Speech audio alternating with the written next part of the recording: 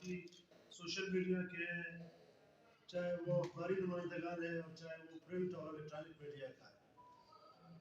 دوستو ہم یہاں سیلاب متاثرین ایکشن کمیٹی بلوچستان کے ممبران صابر صالح، حاجی پیر محمد، حاجی رحمت اللہ کاکڑ، ملک جلال خان، عبد اللہ خان، حاجی عبد علم، امیر حمزہ بازئی، گلزمان، سراج،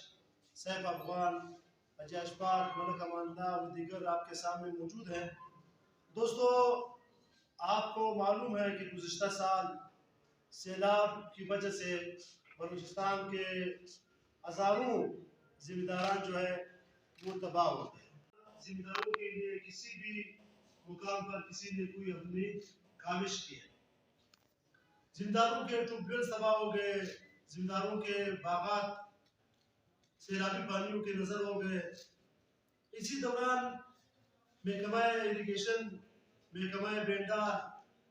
اور محکمہ زراعت نے متاثرہ ذمہ داروں کا GPS کے ذریعے سروے کیا گیا، جس کا باقاعدہ لسٹ جاری ہوا ہے۔ PDMA نے باقاعدہ لسٹ جاری کیا ہے اور وہ لسٹ آج بھی PDMA کی ویب سائٹ پر ہے، اور ہم باقاعدہ PDMA افسران سے جب ملے کہ انہوں نے اس بات کی تصدیق کی کہ اس کو ہم نے اپروو کر کے اس کو وفاق کے پاس بھیجا ہے۔ دوستو اسی دوران ہم سارے سیلاب متاثرین گورنمنٹ کی امداد کی اور NGOs کی امداد کے پیش نظر سارے بیٹھے ہوئے تھے، اور ہم نے اپنی مدد آپ کے تھے جس کا جتنا بس چلتا تھا انہوں نے اپنے ٹیوب ویلز اور اپنے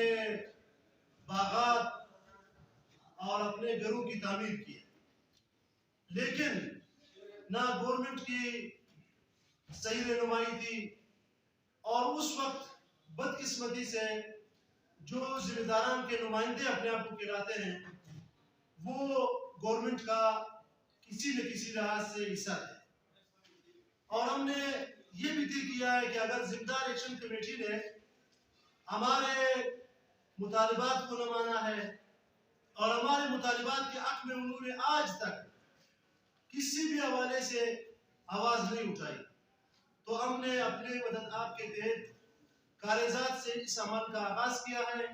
اور ہم نے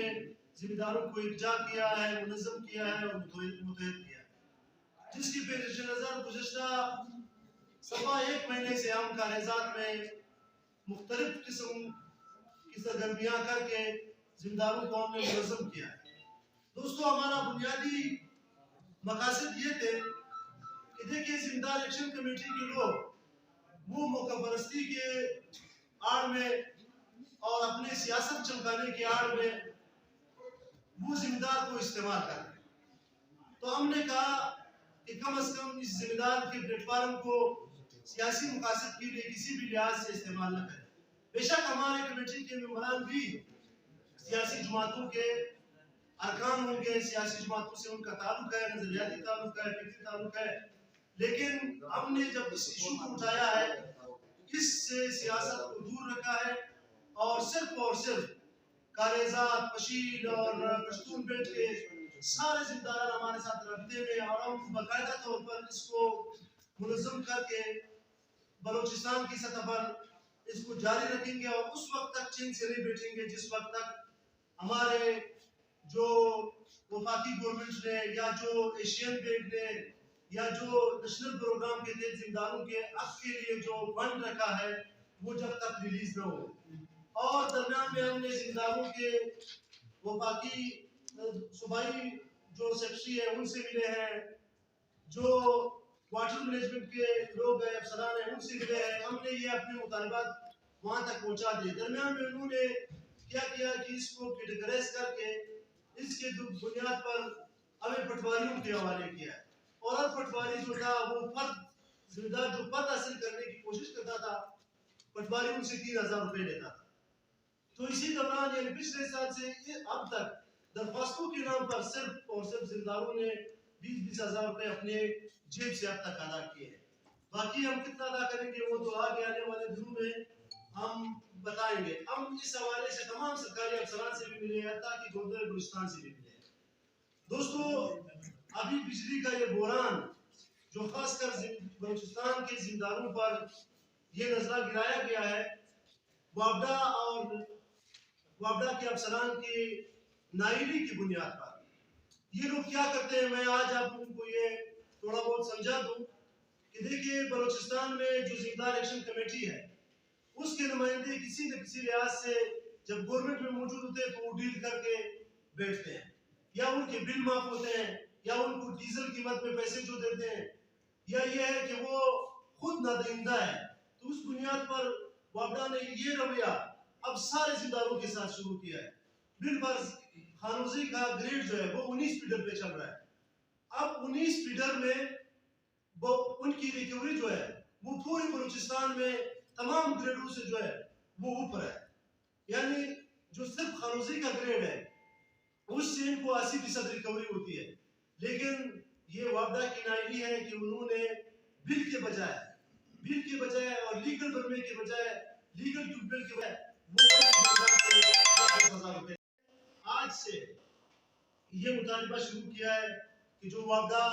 والے زمینداروں کے ٹرانسفارمر اٹھا کے لے جاتے ہیں ان کو تنگ کرتے ہیں، اسی بنیاد پر ہمارے تقریباً پشتون بیلٹ کے بہت سارے ایسے باغات ہیں جو کروڑوں روپے کی آمدنی ان کی ہوتی تھی وہ متاثر ہو گئے۔ تو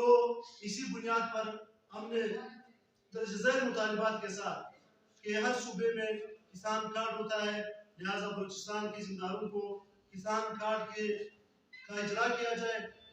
اور اس پر 80% زمینداروں کو ریلیف دیا جائے۔ وہ ریلیف کارڈ کی صورت میں ہو، ڈیزل کی صورت میں ہو اور سولر پینل کی صورت میں ہو۔ اس کے ساتھ ہی ہم نے یہ کیا ہے کہ سیلاب سے متاثرہ زمینداروں کے پچھلے سال اور آنے والے سال کے تمام بلز معاف کیے جائیں۔ دوستو اس وقت جو سیلاب متاثرین بالفرض یہ ٹیوب ویل گورنمنٹ کے حساب سے وہ 2 کروڑ روپے کا ہوتا ہے، لیکن زمیندار اپنی مدد آپ کے تحت جب اس کو لگاتا ہے، جب وہ سٹارٹ کر کے پانی نکالتا ہے تو اس پہ کم از کم 50 لاکھ روپے خرچ آتا ہے۔ اور گزشتہ پچھلے سروے کے مطابق 3,828 زمینداروں کے ٹیوب ویلز اور ان کے فصلات اور باقی چیزیں تباہ ہو گئی۔ تو اسی تناظر میں ہم سیلاب متاثرین ایکشن کمیٹی نے آج جب آپ لوگوں کے بیان پر پریس کلب پہنچے ہیں تو ہم یہی چاہتے ہیں کہ ہمارے ان مطالبات کے حق میں آپ میڈیا کے دوست ساتھی ہمارے ساتھ بنے، اور یہ ایک بہت بڑا فیکٹر ہے بلوچستان میں جس کو لوگ جو بلوچستان کو 80% ریونیو جنریٹ کر کے دیتا ہے، پیسے دیتا ہے، بلوچستان کی معیشت انہی زمینداروں پر چلتی ہے۔ تو ہم اسی بنیاد پر یہ کہتے ہیں کہ گزشتہ سال سیلاب کی وجہ سے جو بند ٹوٹ گئے تھے، جو واٹر چینل تباہ ہو گئے تھے، جو کالج بند ہو گئے تھے، ان کو پوری طور پر جو ہے کھولنے کے لیے یہی نگران حکومت فنڈ جاری کرے۔